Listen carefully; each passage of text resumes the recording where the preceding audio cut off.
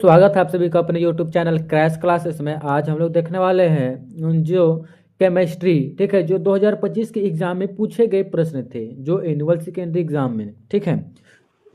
यानी कि इसे कह सकते हैं कि ये जो प्रश्न है वह PYQ प्रश्न है, जो मैं देखने वाला हूँ इस वीडियो पे। देखते हैं चलिए कि ये पहला प्रश्न क्या पूछ रखा है और ये इसमें किस प्रकार से प्रश्न पूछते हैं। चलिए पहला प्रश्न पे उतरते हैं। पहला हम हिंदी इंग्लिश दोनों ये प्रश्न में दिया हुआ है, लेकिन मैं इस पे 125 तक का MCQ प्रश्न है उसे मैं हिंदी में पढ़ूंगा, ठीक है, जिससे हिंदी वाले को भी समझ आएगा और इंग्लिश वाले को भी समझ आएगा, ठीक है। चलिए पढ़ते हैं। और आप लोग समझ नहीं आया होगा तो आप लोग अपने से पढ़ के इसे समझ सकते हैं, ठीक है। क्या बोल रखा है कि निम्नलिखित में से किस जलीय विलयन का क्वथनांक सबसे अधिक होंगे। तो किस जलीय विलयन का क्वथनांक सबसे अधिक होता है, तो ये होता है आपका ऑप्शन नंबर बी, ठीक है, 1.0 मोल सोडियम ऑक्साइड के, ठीक है, सोडियम सल्फाइड के। आगे देखेंगे हम, देखते हैं प्रश्न संख्या दूसरा। क्या बोल रखा है कि विलयन के अनुसंख्या गुणधर्म का उदाहरण है। तो विलयन के अनुसंख्य गुणधर्म का उदाहरण क्या हो जाएगा, तो इसका उदाहरण हो जाएगा क्वथनांक उन्नयन, ठीक है। आगे देखेंगे क्या है प्रश्न संख्या तीसरा। एक विलयन जिसमें विलय का द्रव्यमान 10 kg तथा आयतन 100 मिलीलीटर है, उसकी मोलरता क्या होगा। तो इसका डिफरेंटली इसका मोलरता क्या हो जाएगा, 1 मोलर के बराबर, ठीक है। आगे देखेंगे 4 नंबर प्रश्न। क्या बोल रखा है कि मोलर चालकता की इकाई है। मोलर चालकता की इकाई क्या हो जाएगा, तो जो मोलर चालकता है उसका इकाई हो जाएगा आप लोगों का एस सेंटीमीटर स्क्वायर मोल पर, ठीक है। आगे देखेंगे 5 नंबर। क्या बोल रखा है कि जिंक सल्फाइड से 1 मोल जिंक प्राप्त करने के लिए कितनी विद्युत की आवश्यकता है। तो कितने विद्युत की आवश्यकता होती है, ये हो जाएगा 2F के बराबर, ठीक है। आगे देखेंगे हम, दिया हुआ है 2 प्लस 2NO अभिक्रिया कर 2N2O प्लस H2N2। तो इस अभिक्रिया की दर R बराबर K H2 और NO2 है। इसके वेग स्थिरांक की इकाई है। इसका वेग स्थिरांक की इकाई क्या हो जाएगा, तो इसका वेग स्थिरांक क्या हो जाएगा, ये हो जाएगा आप लोगों का मोल पर square litre plus 2 sine square sine, ठीक है। आगे देखेंगे क्या है 7 नंबर प्रश्न कि हाँ, एक प्रथम कोटि अभिक्रिया में अभिक्रिया का वेग 0.6 मीटर सेकेंड है। जब वेग स्थिरांक 0.035 सेकेंड है तो अभिकर्मक की सांद्रता क्या होगी। तो अभिकर्मक की सांद्रता क्या हो जाएगी, तो ये हो जाएगा आपका 7 का बी, ठीक है, यानी कि 17.143 एम। आगे देखेंगे क्या निम्नलिखित में से कौन सा हरहिनियस समीकरण को दर्शाती है। तो हरहिनियस समीकरण को कौन दर्शाएगा, तो ये दर्शाएगा आपका ऑप्शन नंबर ए, ठीक है, यानी कि के बराबर ए ई बटे एरिया, ठीक है। 9 नंबर देखते हैं। क्या निम्नलिखित में से कौन सा प्रति चुंबकीय आयन है। तो प्रति चुंबकीय आयन क्या हो जाएगा, तो ये होता है आपका कॉपर के बराबर, ठीक है, कॉपर 2+ के बराबर। आगे देखेंगे क्या है किस गुण के कारण संक्रमण धातु उत्प्रेरक का कार्य करता है। तो उत्प्रेरक का कार्य कौन करता है, तो ये हो जाएगा आपका अच्छा, उच्च आयन एंथैल्पी, ठीक है।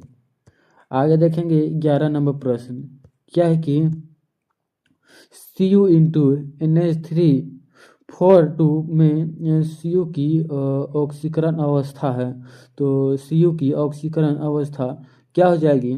ये हो जाता है 0, ठीक है। आगे देखेंगे क्या है, DsP स्क्वायर संकरण किसके मौजूद है? तो DsP स्क्वायर संकरण किसके मौजूद है? तो ये जो है आप लोगों के हो जाएंगे Cu NH3 4 2 के बराबर, ठीक है। आगे देखेंगे क्या है, ये रहा वो, अच्छा हिंदी में देखते हैं।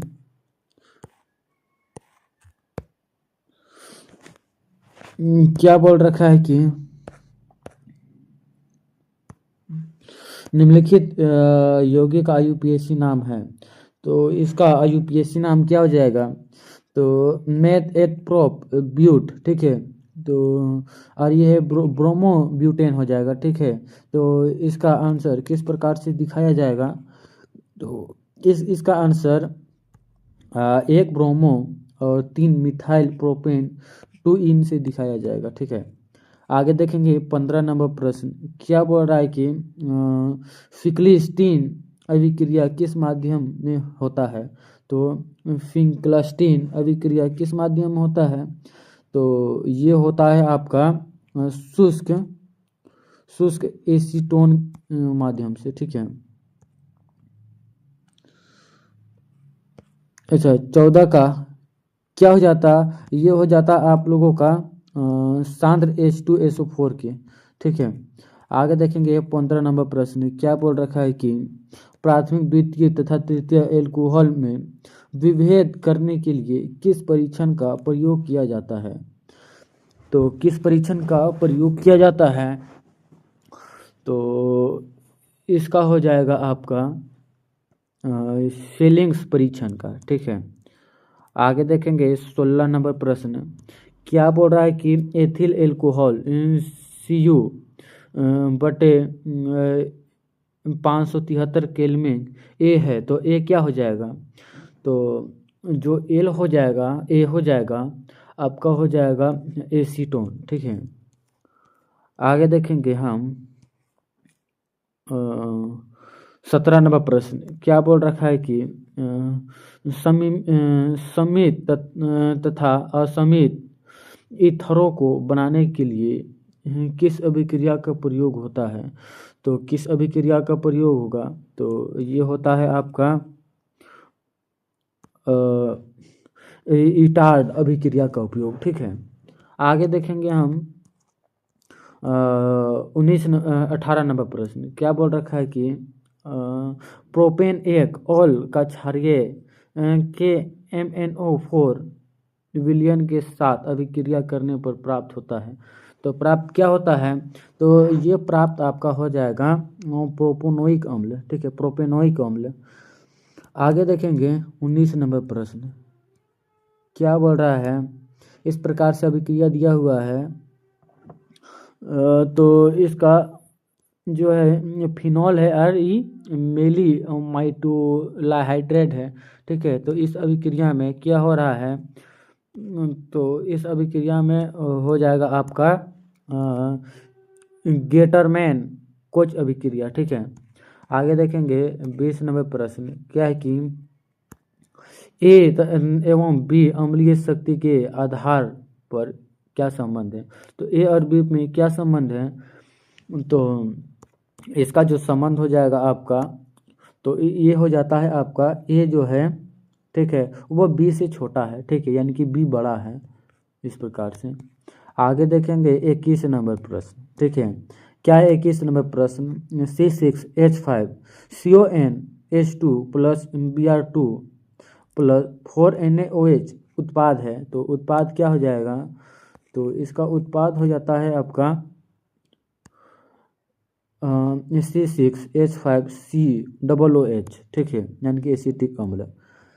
आगे देखेंगे हम प्रश्न क्या बोल रखा है, वह परीक्षण जिसका प्रयोग प्राथमिक अमाइन तथा द्वितीयक अमाइन में विभेद करने के लिए किया जाता है, कहलाते क्या है? तो ये जो है आपके कार्बन अमीन परीक्षण कहलाते हैं। ठीक है, आगे देखेंगे हम 23 नंबर प्रश्न।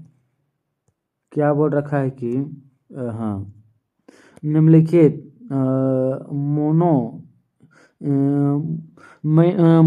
मोनोसेकोराइडो में से किन कीटोसोम है कीटोसोस है?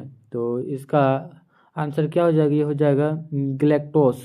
ठीक है, आगे देखेंगे 24 नंबर प्रश्न। क्या बोल रखा है कि डीएनए की प्रकृति संरचना में एटीजी, सीसी, जीएटीसी जबयुक्त का पूरक है। तो जबयुक्त का पूरक क्या हो जाएगा? तो ये हो जाता है आपका TA, CGG, CGAL, CGJAG। ठीक है, आगे देखेंगे अच्छा 25 नंबर प्रश्न। 25वां प्रश्न क्या है? रेटिनॉल है विटामिन। रेटिनॉल विटामिन क्या है? वो विटामिन ए है। ठीक है, ये है आपका सब्जेक्टिव प्रश्न। चलिए सब्जेक्टिव भी देखेंगे एक एक करके। क्या है? हेनरी का विनम बताइए। ठीक, इस प्रकार से आकृति भी दिया हुआ है, कहीं कहीं दिया है ब्यूटेन 2 ओल के साथ CrO3 अभिक्रिया का उत्पाद। चलिए ये सभी का सीक्वेंस में आंसर नीचे दिया हुआ है, उसी का हम लोग देखेंगे। ठीक है, जिसमें से ये 25 प्रश्न आप लोगों के लिए ऑब्जेक्टिव था और 26 से जो प्रश्न दिया हुआ है वो हो जाएगा आपका सब्जेक्टिव। चलिए क्या दिया हुआ है कि 26 मोललता की परिभाषा दे। मोललता की परिभाषा क्या हो जाएगा? 1 किलोग्राम 1 kg विलायक में घुले हुए विलय के मोलों की संख्या जो उस विलयन की मोललता कहते हैं, इसे छोटा m से दर्शाया जाता है। ठीक है, आप लोग इंग्लिश में पढ़ लीजिए, देख लीजिए, थोड़ा सा मैं छोड़ दूंगा इंग्लिश पढ़ने के लिए। 27वां प्रश्न क्या बोला है? विशिष्ट चालक क्या है? ठीक है, यानी कि स्पेशल करेंट क्वांटिटेटिव क्या है, यानी कि विशिष्ट चालकता क्या है? इसका आंसर क्या हो जाएगा? किसी चालक के 1 घन सेंटीमीटर यानी कि 1 सेंटीमीटर क्यूब विलियन की चालकता को उसका विशिष्ट चालकता कप के कहते हैं। ठीक है, आगे देखेंगे प्रश्न संख्या 28। क्या है? समप्रथम कोटि की अभिक्रिया का एक उदाहरण दे। इसका उदाहरण क्या हो जाएगा? एथिल एसीटेट का अम्लीय जल अपघटन। तो इसका फॉर्मूला क्या हो जाएगा? CH3 C2H5 plus H2O। तो H plus CH3 COOH plus में क्या है? ये कार्बन। ठीक है, क्या बच गया देखते हैं। हाइड्रोजन के साथ अभिक्रिया पर CH3 COOH इतना निकल गया, तो अब क्या बचेगा? प्लस में 2 कार्बन आ गया इधर, तो बच गया कितना कार्बन? तो 2 कार्बन बचा, तो C2। ठीक है, उसके बाद हाइड्रोजन कितना बचा? यहाँ 3 1 4 हाइड्रोजन लगा हुआ है, 3 और 1 4 हाइड्रोजन। तो आपके पास कितना हाइड्रोजन बचा? यहाँ 4 और 2 6 हाइड्रोजन, तो H6। ठीक है, H जो है, अच्छा पेन काम नहीं कर रहा है, H6 हो जाएगा। ठीक है, उसके बाद एक O लग जाएगा। आगे देखेंगे क्या है 35 में प्रश्न। क्या बोल रहा है? राउंड के नियम लिखिए। राउंड के नियम क्या हो जाएंगे? तो इसका सीधा हो जाएगा, इस नियम के अनुसार किसी निश्चित ताप पर वाष्पशील द्रवों के विलयन में प्रत्येक अवयव का आंशिक वाष्प दाब उसके मोल अंश के समानुपाती होता है। ठीक है, क्लियर। आगे देखेंगे क्या है 36वां प्रश्न। क्या बोल रखा है कि फैराडे के विद्युत अपघटन का प्रथम नियम क्या है? तो फैराडे के विद्युत अपघटन का प्रथम नियम क्या हो जाएगा? उत्तर, इस नियम के अनुसार विद्युत अपघटन के दौरान किसी इलेक्ट्रोड पर मुक्त हुए पदार्थ की मात्रा विलयन में प्रवाहित विद्युत धारा की मात्रा क्यों के समानुपाती होती है। ठीक है, आगे देखेंगे क्या है कि इस खंड में प्रत्येक 5 प्रश्न 5 अंक का है। ठीक है, यानी कि एक प्रश्न का 5 नंबर मिलने वाला है। ठीक है, क्या बढ़ रहा है, प्रथम कोटि की अभिक्रिया के लिए वेग स्थिरांक व्यंजन उत्पन्न करे। ठीक है, तो इसका उत्तर क्या हो जाएगा, पहला प्रथम कोटि की अभिक्रिया के लिए वेग स्थिरांक का सूत्र इस प्रकार हो जाएगा, यानी कि k बराबर 2.303/t log, यानी कि जो है r जो है 0 हो जाएगा r/r के बराबर, जहाँ r0 क्या दर्शाता है, अभिक्रिया का प्रारंभिक सांद्रता है, और r डॉट t यानी कि समय के बाद बची हुई सांद्रता है। ठीक है, आप लोग इंग्लिश में पढ़ सकते हैं रोक रोक के। आगे देखेंगे 44वें प्रश्न, क्या बोल रखा है कि न्यूक्लिक अम्ल क्या है, इसके 2 महत्वपूर्ण कार्य हैं, लिखे। तो न्यूक्लिक एसिड अम्ल यानी कि एसिड क्या हो जाएगा, देखते हैं चलिए। न्यूक्लिक अम्ल यानी कि डीएनए और आरएनए न्यूक्लियोटाइडों के लंबे बहुलक होते हैं जो जीवित कोशिका के केंद्र में पाए जाते हैं। ठीक है, आगे देखते हैं इसके कार्य क्या होते हैं। यह आनुवंशिक जानकारी को एक पीढ़ी से दूसरी पीढ़ी में पहुंचाते हैं। दूसरा कार्य क्या हो जाएगा, यह कोशिकांग के अंदर प्रोटीन संश्लेषण की प्रक्रिया को नियंत्रित करते हैं। ठीक है, आगे देखेंगे, इंग्लिश वाला देख लीजिए स्क्रीनशॉट मार के। आगे देखेंगे हम 45वें प्रश्न, क्या बोल रखा है कि क्वाथनांक के उन्नयन से आप क्या समझते हैं, वाष्पशील विलय के आणविक द्रव्यमान और क्वाथनांक के उन्नयन के बीच संबंध स्थापित करें। ठीक है, तो इसका संबंध स्थापित करने बोल रहा है, तो संबंध स्थापित किस प्रकार से हो जाएगा, चलिए इसका उत्तर देखते हैं। जब किसी शुद्ध विलायक में कोई अवशेषशील विलय मिलाया जाता है तो विलयन का वाष्प दाब कम हो जाता है। ठीक है, जिसके कारण उसका क्वाथनांक बढ़ जाता है। क्वाथनांक में इस वृद्धि को क्वाथनांक का उन्नयन यानी कि डेल-टी-बी कहते हैं। ठीक है, संबंध। ठीक है, इस प्रकार से संबंध हो जाएगा डेल-टी-बी बराबर के-बी इंटू एम, जहाँ एम हो जाएगा मोललता बराबर डब्ल्यू-बी इंटू 1000 बटे का एम-बी इंटू डब्ल्यू-ए। इसलिए डेल-टी-बी बराबर क्या हो जाएगा, के-बी इंटू डब्ल्यू-बी इंटू 1000 बटे का एम-बी इंटू डब्ल्यू-ए। आगे देखेंगे, विलय का आणविक द्रव्यमान एम-बी बराबर के-बी इंटू डब्ल्यू-बी इंटू 1000 बटे डेल-टी-बी इंटू डेल डब्ल्यू-ए है। ठीक है, 46वें प्रश्न देखते हैं, क्या बोल रखा है कि मानक हाइड्रोजन इलेक्ट्रोड की बनावट और कार्यविधि का वर्णन करें। ठीक है, किस प्रकार से सी की बनावट होता है, तो यानी हाइड्रोजन इलेक्ट्रोड का बनावट होता है। चलिए देखते हैं बनावट। इसमें एक प्लेटिनम इलेक्ट्रोड होता है जिस पर प्लेटिनम ब्लॉक की परत चढ़ी होती है। यह इलेक्ट्रोड 1 mH आयन सांद्रता वाले विलयन में डूबा रहता है। कार्यविधि, ठीक है, कार्यविधि क्या हो जाएगा, इसमें 298 केल्विन ताप और एक बार दाब पर शुद्ध हाइड्रोजन गैस प्रवाहित की जाती है। इसका मानक विभव 0 माना जाता है। ठीक है, इसका अभिक्रिया करने पर क्या हो जाता है, hydrogen aqua solution plus electron हो जाएगा 1/2 हाइड्रोजन यानी कि गैस निकलता है। इंग्लिश वाले देख लीजिए अपना।